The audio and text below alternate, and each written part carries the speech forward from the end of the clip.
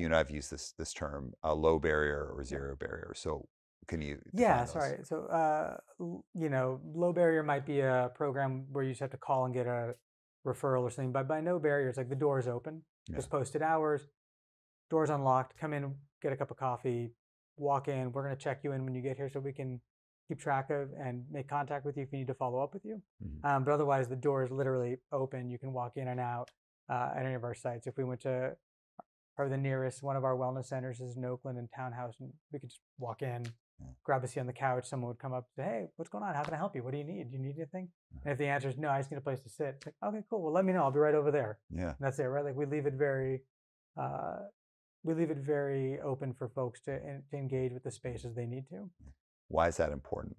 It's important because people feel like, I mean, for a lot of our population, they feel like they're not wanted in many places, Yeah. which is, you know, true or not true. I feel like it's probably there's a degree to truth to that. People have kind of past trauma, past experiences with a lot of stigmatization, and so creating low to no barrier places that people can just walk in and be welcoming and be welcomed Mhm. and be given, you know, the things that it's like a cup of coffee. We all, I mean, I had a cup of coffee this morning. It's like it's a part of my routine.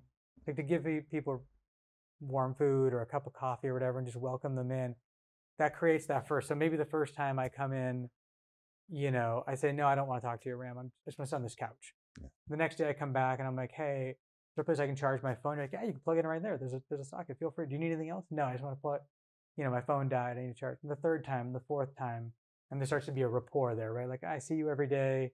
And finally I'm like, yeah, actually, here's this thing that's been going on. I've got this, cut. And it's like, oh, let's see if we can get you over to see somebody. Want to make sure that it doesn't get infected, right? Yeah. Or it's, yeah, I've been homeless for a year and ever since I lost my job. And oh, let's see what we can get. Where do you rank on? Let's see if we can get you scored or entered into the system so we can start working on getting supports for you.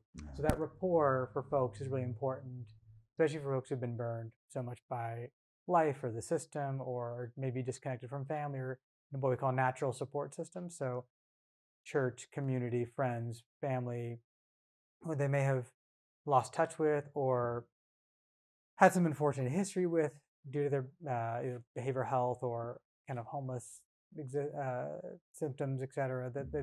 This allows them a place that they can just be allowed to be themselves, and we're we're like, you're fine, just be you.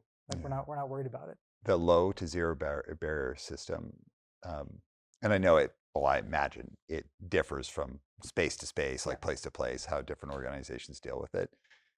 If you're someone who just, you're a person who's not involved in the um, industry of helping others, the helping industry.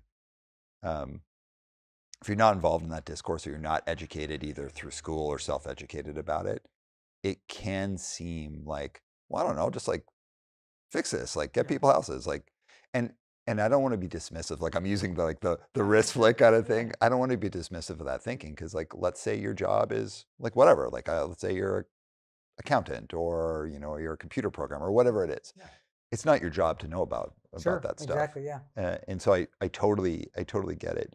But the complexities of building rapport and trust and kind of earning that trust and earning the right to help people, because that's that kind of thing where it's like, you know, earning the right to help people and not just walking in like a superhero cape and being like, I am exactly, here to solve your exactly. problems. Yeah, It requires like different approaches for different people and time and lots of time. yeah. And I've been very fortunate in my life where it's like I haven't had to experience a lot of those things.